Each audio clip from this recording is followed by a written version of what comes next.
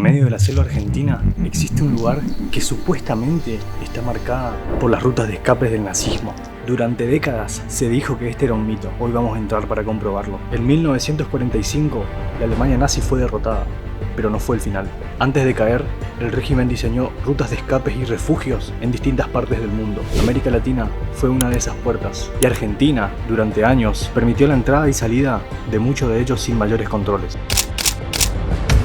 Uno de esos posibles refugios está acá, en medio de la selva, en la provincia de Misiones. No vine a repetir teorías, sino más bien a contarte la historia del mito. Vine a recorrer el lugar y ver qué queda en pie, y separar el mito de la evidencia. Acompáñame.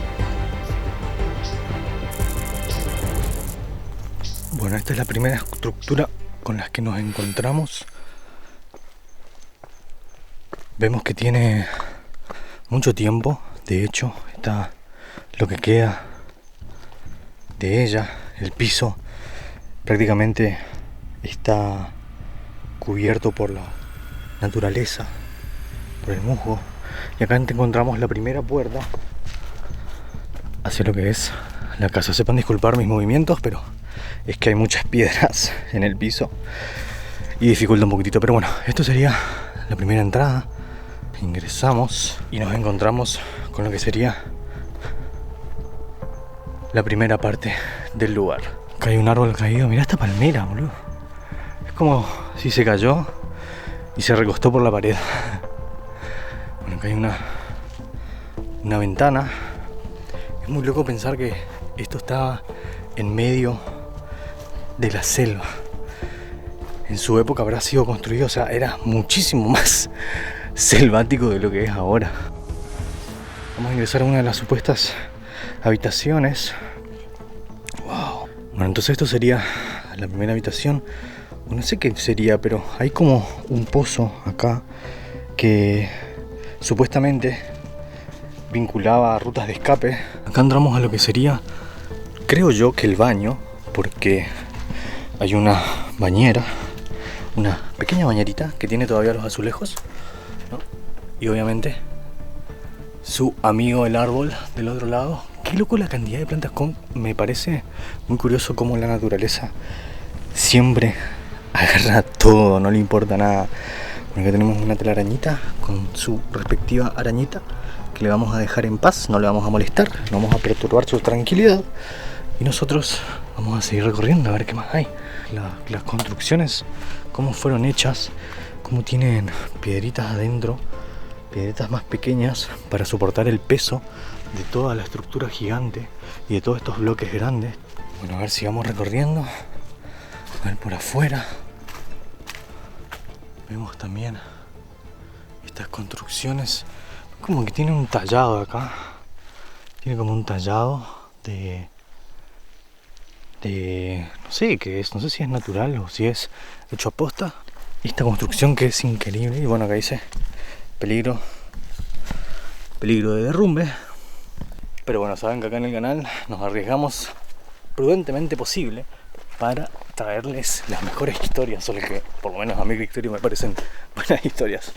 Sigamos recorriendo. Y es que este lugar no fue pensado para visitantes, sino más bien para estar lejos. Hoy en día es un parque natural, pero durante muchos años no lo fue. Para entender por qué esta historia existe, hay que salir un momento de la selva y volver a la Argentina de después de la Segunda Guerra Mundial. A fines de los años 40, el país no estaba en guerra, pero sí estaba apurado. Argentina quería crecer rápido, industrializarse y construir. Y para eso necesitaba algo muy en concreto: personas. Y en ese entonces Europa estaba devastada. Millones de personas querían salir de ahí. Técnicos, obreros, ingenieros y también gente que no quería rendir cuentas en lo que había pasado en la guerra. Entonces Argentina abrió sus puertas, los controles eran flexibles. Muchos entraron con documentos nuevos o con identidades provisorias. En ese contexto no solo llegaron inmigrantes comunes, también llegaron criminales de guerra. Y esto obviamente no es una suposición, es algo que está documentado. Jerarcas nazis como Adolf Eichmann y Joseph Mengele vivieron en Argentina durante años sin ser molestados. Y ahora volvemos acá, a un territorio aislado, privado durante décadas y muy poco transitado, lejos del control del Estado. Y en ese contexto no hace falta que algo hubiera pasado para que la historia fuera posible. Y cuando es posible, alguien tarde o temprano se pregunta: ¿y si en verdad fue acá?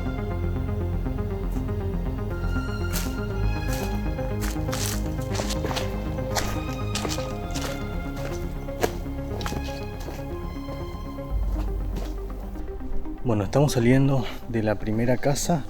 Hay en total 13 estructuras en lo que es el Parque Provincial del Teyucuaré.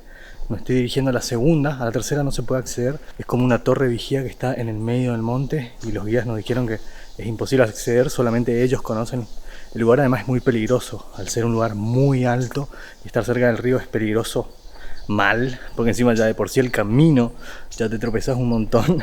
Imagínate metiéndote en el medio del monte y no salís más. Bueno, estamos llegando ahora a lo que es la segunda construcción, la cual hace poco lamentablemente fue derrumbada, y hace poco también hubo fuertes tormentas donde un árbol cayó encima y derrumbó gran parte de la estructura, y hoy es un poco más de ruinas. ¿Qué es lo que tengo? Vi un lagarto, hay un montón de lagartos. Teyucuaré por cerdo, quiere decir cueva de lagarto en guaraní. Acabo de ver un lagarto, entonces si puedo filmar uno va a ser la misión de hoy porque son bastante escurridizos. Bueno, a mi espalda tenemos la segunda construcción del sendero y vamos a explorarla un poquito. Bueno, estamos viendo acá, lo primero que vemos es un cartel de peligro, derrumbe, porque está en muy malas condiciones este lugar. Así que lo que vamos a hacer por ahora va a ser darle la vuelta e intentar ver qué podemos encontrar. Nos vemos las mismas piedras que veíamos en la primera construcción. Vemos también un cartel de no pasar. Tranquilo, no vamos a pasar. Y vemos estas construcciones que, bueno, supongo que si yo voy por este lado no va a pasar nada porque derrumbe es en donde están las paredes. Pero bueno, vamos a ver un poquitito más. Me voy a acercar un poquitito más hasta acá y vamos a ver los vestigios de lo que era este gran lugar con paredes impresionantes. A ver, voy a hacer un poquitito el boludo y voy a mirar por acá. Wow, claro que adentro ya se puede ver un poquitito más de lo que era las construcciones. Y bueno, nada, no queda mucho más que esto. Según lo que nos contó el guardaparque, cayó un árbol sobre esta estructura, tuvieron que limpiarlo y sacarlo, y además cayeron todas las paredes extras que estaban acá, que acá en el piso vemos que cayeron todas las piedras que sostenían las paredes. Pero lamentablemente llegamos tarde. Yo quería ver realmente cómo era antes la casa y bueno, nada, esto es lo que hay, ¿qué hacer? Pero bueno, por lo menos estando acá somos un poquitito parte de la historia. Claro, de acá se aprecia un poquitito más qué tan grande es. Allá está el árbol que cayó, que se llevó. Vieron como los árboles tenían todas las raíces por las paredes, como este de acá, o como los que vimos allá en la casa anterior. Y bueno, se llevó casi toda la estructura que había por acá.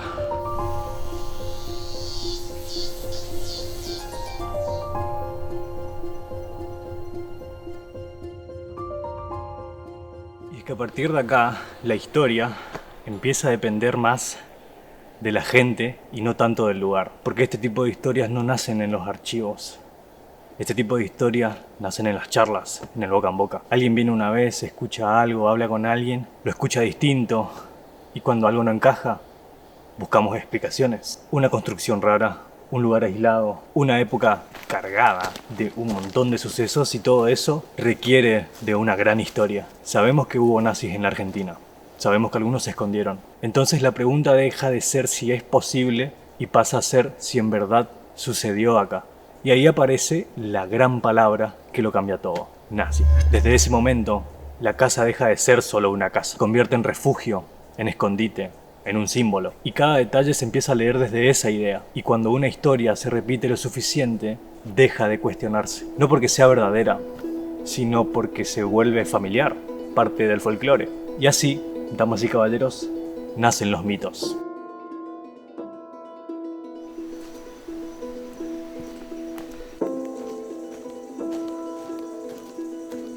Y es que durante años esta construcción fue solamente una historia, hasta que alrededor del 2015 arqueólogos de la ciudad de Buenos Aires vinieron a realizar unas investigaciones acá. Encontraron una edificación que en realidad consta de 3 partes, donde supuestamente se escondieron jerarcas nazis después de la Segunda Guerra Mundial. La noticia recorre el mundo. ¿Y qué creen los investigadores? Que el refugio fue construido, pero que nunca llegaron a usarlo. Entonces no hay documentos que vinculen esta casa con una persona en concreta. No hay pruebas de quién la habitó. Y tampoco hay evidencia de que haya sido utilizada como un refugio. Una de las hipótesis es que este lugar nunca llegó a utilizarse.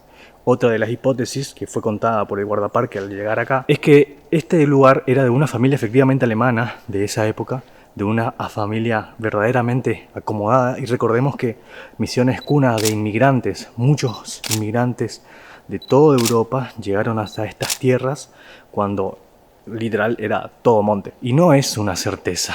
Decir lo que no sabemos también es parte de la historia, porque la ausencia de pruebas no vuelve absurda una idea, solo la deja en otro terreno. El terreno de las versiones, de la transmisión oral. Esta casa no confirma un mito, pero explica perfectamente qué pudo nacer acá. Hoy en día todo este lugar es un parque natural, es un espacio protegido por la provincia de Misiones, pero la historia no se reinicia cuando cambia el uso del lugar. El parque llegó después, pero la historia ya antes estaba circulando. Y cuando un relato se instala, el lugar no lo elige, lo hereda.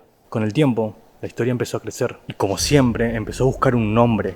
Y no cualquier nombre, el nombre de Martin Bormann, uno de los hombres más cercanos a Adolf Hitler, el jefe administrativo del régimen nazi.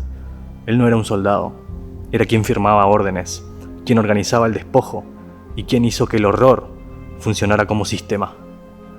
Para la historia oficial, Bormann murió en Alemania de 1945. Décadas después, sus restos fueron identificados mediante pruebas de ADN. Eso es un hecho, pero en el folclore local, la historia es otra. En el boca en boca, Bormann no murió ahí, pasó por Sudamérica, precisamente en la provincia de Misiones. Y para algunos, este lugar forma parte de ese recorrido. Incluso hay entrevistas de History Channel donde un hombre afirma que su padre trabajó en el monte, en esta zona, para alguien a quien identificaba como Martin Bormann. Y eso no es un documento, tampoco es una prueba, es un relato heredado, una historia que pasó de padre a hijo. Y cuando una historia llega a ese nivel, al de memoria familiar, deja de ser solo una teoría y se vuelve identidad. No hay pruebas de que Bormann haya estado acá, ninguna, pero que su nombre aparezca ligado a este lugar dice algo importante, no sobre Bormann, sino sobre la magnitud del relato que este lugar llegó a cargar. Los lugares no eligen las historias que los persiguen, las absorben.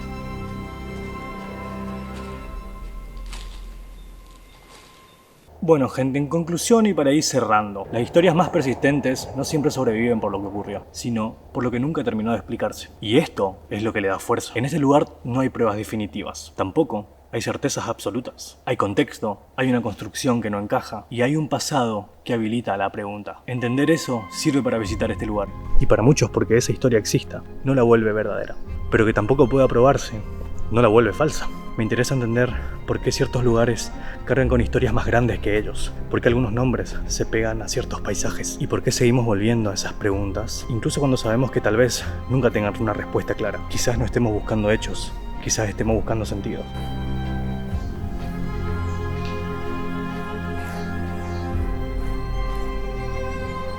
Solo para decirles que caminé una banda a 35 grados de calor, cerros, subida, bajada, hizo volar. Yo estoy all in black. Estoy cagando de calor para traerles contenido a ustedes. Así que un besito y no se olviden de ponerle me gusta, Bueno mi gente, vamos terminando el video del día de hoy. Espero que les haya gustado, espero que hayan aprendido algo nuevo. O mínimamente espero que ustedes se hayan entretenido. ¿Ustedes qué creen? ¿La historia es real?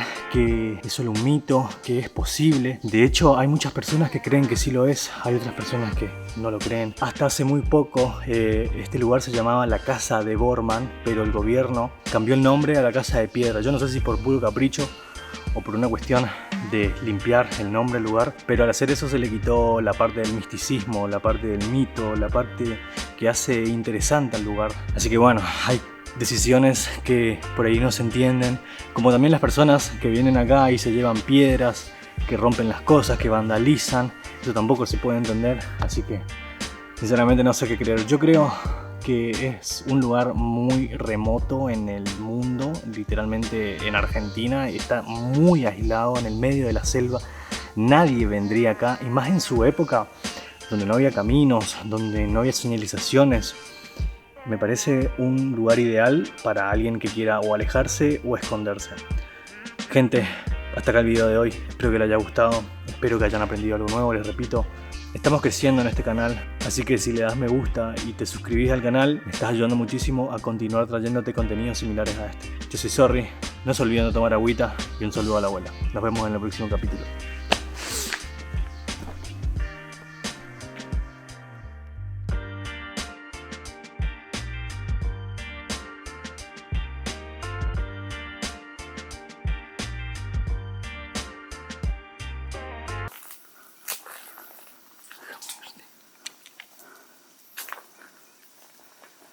Este lagartón.